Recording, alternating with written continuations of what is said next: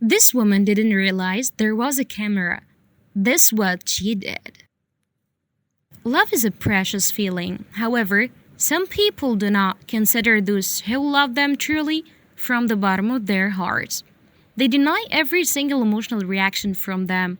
On the other hand, loyal persons remain faithful till the end. No matter how it's not fair for them, in most cases, they ended up victimizing due their kindness. George and Anna are a married couple. While George loved his wife Anna sincerely, she didn't love him in return. All Anna was interested in was her husband's money. She was selfish and deceitful. George was a famous man. He was a successful businessman. George had a big wealth, the matter which attracted Anna's attention to him. Anna mainly came from a poor family. She was greedy because of the poverty she suffered in her early childhood. She became such a greedy object. She was ready to do anything which would enable her to get rid of her miserable life. At that time, Anna came to size his heart and emotions. Anna was cunning and intelligent. She got a full knowledge of George's character and of his likes and dislikes. Anna was disguised under a completely different character than her true one. Anna wasn't easy. She pretended to be a polite and inexperienced girl so that she could make George love her. In fact, George wanted to be in a relationship with a girl who had no previous experiences before him. George was a straightforward man who had no attention for being deviated or being corrupted by any bad woman. He cared for his good reputation all the time. After Anna started her work with George, just for a short period of time, she managed to make him fall in love with her. She treated him kindly and softly. She seemed careful about his interests and profits, and he was always helpful and dependable. George began to depend on her in everything, even the color of his suit. When George got sick and didn't go to the company, Anna was the first person who contacted him and visited him immediately. She always told him sweet words. I'm always dreaming of meeting and working with a man of a big heart like you. I really appreciate this confidence, in which you let me know to be true with you. My life is a tragic one. My father died when I was too young to leave me live alone with my sick mother. My mother couldn't work for long hours to buy me things as she was ill.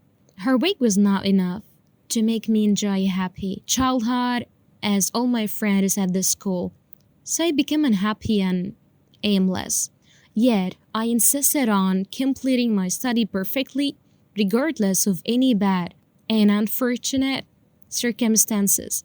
Lots of gentlemen admired me when I became a young lady, but I refused to be in any love affairs, as my father taught me some rules and morals which I cannot leave behind my back. At that time, my study was the most important thing in my life, until I was finally graduated and working in your company. Oh, I'm sorry, George, for bothering you with my personal affairs. I didn't mean to cause you any kind of noise for you. Excuse me, I was not a long time since George became fond of Anna's talk and conversations. In other words, the smart girl charmed him with her delicate way of talking and a sweet tone of voice. George sympathized with Anna's unsatisfactory social situations, yet his sympathy with her was turned into a true love. George fell in love with Anna. George could not wait to reveal his love for her. George expressed his great admiration for Anna when he stated, "You are the angel which God sent me in order to fill my life with happiness and give it a cause to lead to make it worth to live." I'm awfully thankful for him. To be frank with you, Anna.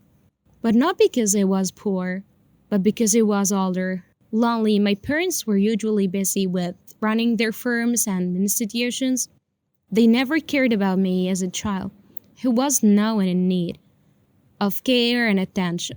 I was waiting for them, for giving me love and compassion. But they were absent most of the time. It was rarely that they came to me, clarifying to me how much they loved me. Their excuses were that They work hard to secure a safe future for me.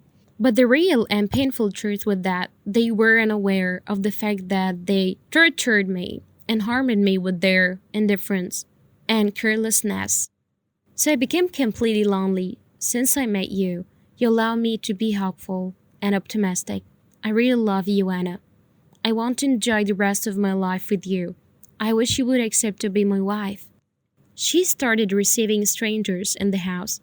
She wasn't a Portianist. She knew very well that George would never be able to know her infidelity, as he was completely an infant man. Also, she was that Jack was a young boy who she could tell lies too easily. She thought that Jack was still young and that he would believe her at once. Nevertheless, Jack was aware of everything. He didn't believe his mother when she told him that those strangers were her work friends.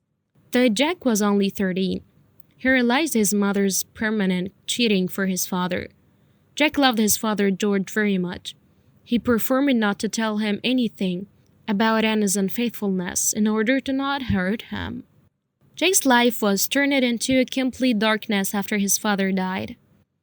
Yet, he thought that he must be a great doctor, and his father was.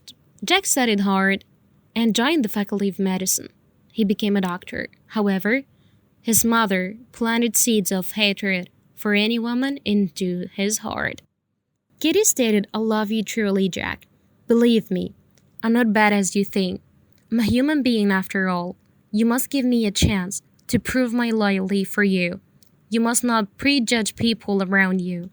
You must be more flexible. If there are bad people, there are good ones too. You must accurately differentiate between those who may have bad intentions against you and those who love you. Good exists as evil does. We're not living in the woods, where animals are plotting against each other and chasing each other. It's not a competition where there is a winner and there is a loser. He thought that she lied up on him. Jackie started fighting up with Katie by chance. He saw her talking with another doctor in the hospital, and he went crazy after that. At that time, he was sure that Katie was cheating. When Jack confronted Katie, she defended herself, saying that this doctor was in love with her, but she loved Jack only. She told him also that she was trying to convince this doctor that she loved another man so that he would never flirt with her again.